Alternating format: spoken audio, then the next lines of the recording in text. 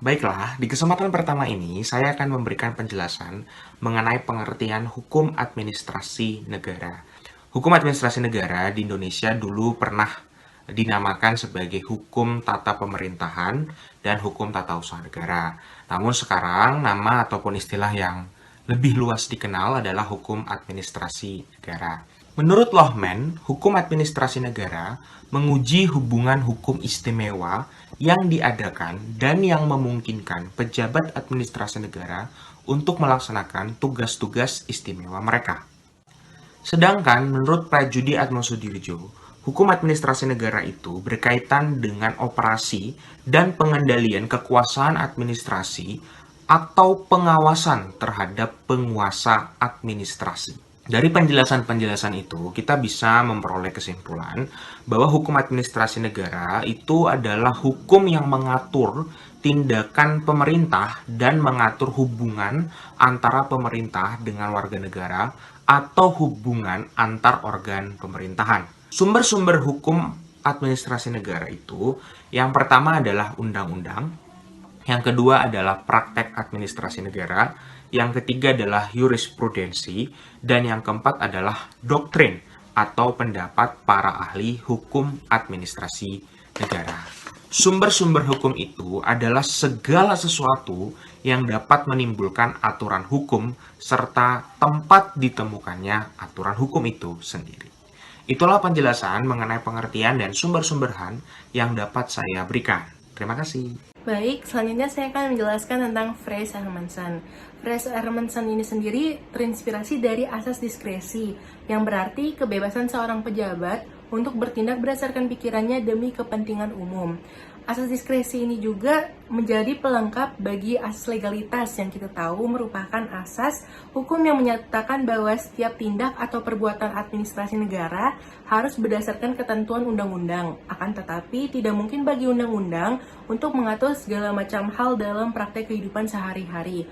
Oleh sebab itu diperlukan adanya kebebasan atau diskresi pada pejabat publik dalam melaksanakan tugas, fungsi, dan kewajiban yang dibebankan kepadanya. Fries Hermansen ini sendiri berasal dari bahasa Jerman yang terdiri dari dua kata yaitu Fries dan Hermansen. Secara etimologis, Fries Hermansen artinya orang yang bebas mempertimbangkan, bebas menilai, bebas menduga, dan bebas mengambil keputusan. Dengan diberikannya kebebasan bertindak atau Fries Hermansen ini kepada administrasi negara dalam melaksanakan tugasnya yaitu mewujudkan welfare state atau social rechtsstaat di Belanda sempat menimbulkan kekhawatiran. Karena itu untuk meningkatkan perlindungan hukum bagi warga masyarakat pada tahun 1950 sempat dibuat oleh Panitia de Motie di Netherlands laporan tentang asas-asas hukum pemerintahan yang baik. Kita juga tidak dapat menghilangkan penggunaan Fries Hermansen dalam hukum administrasi negara karena sudah dinyatakan secara tegas dalam Undang-Undang PTUN, Undang-Undang Nomor 5 Tahun 1986 dan Undang-Undang Nomor 9 Tahun 2004, bahwa individu dan badan hukum perdata jika dirugikan dengan keluarnya KTUN, salah satu alasan dapat mengajukan gugatan ke PTUN adalah karena keputusan itu bertentangan dengan asas-asas umum pemerintahan yang baik atau AUPB. Jadi selain keputusan pejabat TUN dapat diuji karena bertentangan dengan peraturan perundang-undangan yang berlaku, juga dapat diuji melalui AUPB. Jadi itu saja yang dapat saya sampaikan mengenai Fries Hermansen. Terima kasih. Halo teman-teman, pada kesempatan kali ini saya akan mencoba untuk menjelaskan tentang détournement de pouvoir atau yang disebut dengan penyalahgunaan kekuasaan. Dalam arti maupun definisinya, saya mencoba untuk mengambil dari 3 ahli. Yang pertama yaitu dari Dr. Utrecht SH. Menurutnya détournement de pouvoir adalah suatu perbuatan alat negara yang tidak mempergunakan wewenangnya sesuai dengan tujuan yang telah diberikan oleh peraturan yang bersangkutan terhadap wewenang tersebut. Lalu yang kedua dari Profesor Dr. J. Evan Paul, détournement de pouvoir adalah wewenang yang dilakukan secara terang-terangan untuk suatu tujuan lain daripada tujuan mana wewenang itu telah diberikan. Dan yang ketiga dari Dr. Aan Effendi SH.MH, menurutnya détournement de pouvoir, abuse of power atau penyalahgunaan wewenang adalah bentuk ketidaksahan yang menyebabkan keputusan badan atau pejabat pemerintahan dapat dibatalkan. Baik, setelah penjelasan tentang pengertian tadi, kita akan lanjut ke awal mula munculnya istilah Detachement de Pouvoir. Awal mula populer istilah ini di kalangan dunia hukum tentunya berasal dari suatu badan peradilan yang secara khusus diperuntukkan bagi penyelesaian sengketa administrasi negara yang terkenal dengan sebutan Conseil d'État yang berasal dari Prancis. Badan ini berfungsi sebagai penasihat administrasi maupun menjalankan fungsi peradilan. Penyalahgunaan wewenang dalam hukum administrasi sendiri dapat dibedakan menjadi 3 wujud. Yang pertama yaitu penyalahgunaan kewenangan untuk melakukan tindakan-tindakan yang bertentangan dengan kepentingan umum untuk menguntungkan kepentingan pribadi, kelompok maupun golongan.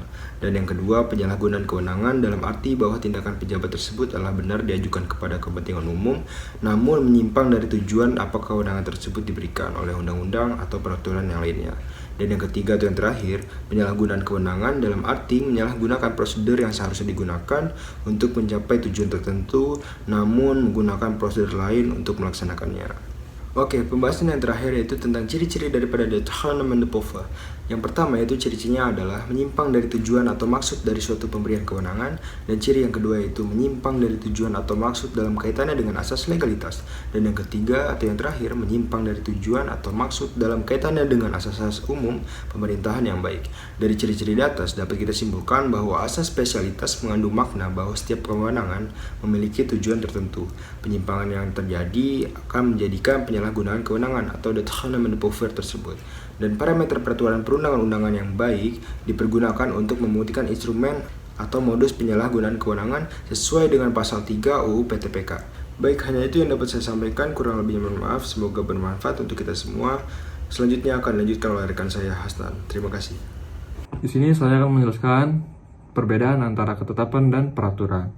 Menurut Undang-Undang Nomor 12 Tahun 2011 Pasal 1 Angka 2, peraturan perundang-undangan adalah segenap peraturan tertulis yang berisikan norma hukum yang mengikat secara umum dan dibentuk atau ditetapkan oleh lembaga negara atau pejabat yang berwenang melalui prosedur yang ditetapkan oleh peraturan perundang-undangan. Perbedaan antara keputusan dan peraturan menurut buku Perihal Undang-Undang yang dibuat oleh Jim Lee Ashidik. Keputusan selalu bersifat individual dan konkret, sedangkan peraturan bersifat umum dan abstrak. Yang dimaksud bersifat umum itu atau abstrak itu adalah keberlakuannya ditunjukkan kepada siapa saja yang dikenai perumusan kaidah umum. Yang kedua, pengujiannya melalui gugatan di Peradilan Tata Usaha Negara. Yang ketiga, bersifat sekali selesai.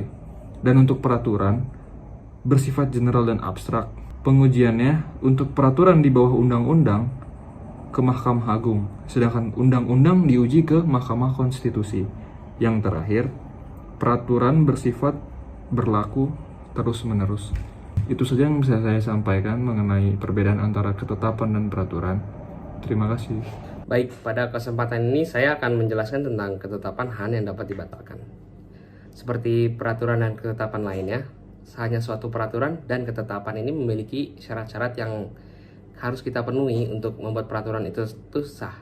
Dalam hal ini kita harus memenuhi 3 syarat. Yang pertama, ditinjau dari segi material. Jadi dari segi material ini kita dapat melihat dari 3 poin. Seperti peraturan lainnya, keputusan yang dibuat ini harus dibuat oleh alat negara atau organ yang berwenang. Yang kedua adalah karena keputusan ini harus memuat pernyataan kehendak atau will first clearing. Pembentukan kehendak ini tidak boleh memiliki kekurangan yuridis. Keputusan ini harus juga berbentuk atau punya form yang ditetapkan peraturan dasarnya, dan pembuatannya harus diperhatikan secara prosedur dalam keputusan itu. Kemudian yang ketiga adalah isi dan tujuan keputusan harus sesuai dengan isi dan peraturan-peraturan dasar.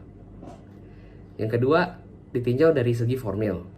Dari segi formil ini dapat dilihat dari 4 poin, yakni yang pertama adalah syarat-syarat yang ditentukan berhubungan dengan persiapan dibuat keputusan, dan berhubungan dengan cara dibuatnya keputusan ini harus dipenuhi. Yang kedua adalah keputusan harus diberi bentuk yang sudah ditentukan.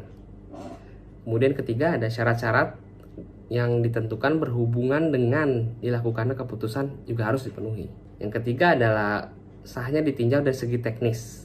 Yang segi teknis ini adalah syarat sahnya ketetapan dalam lingkup hukum perdata. Terima kasih.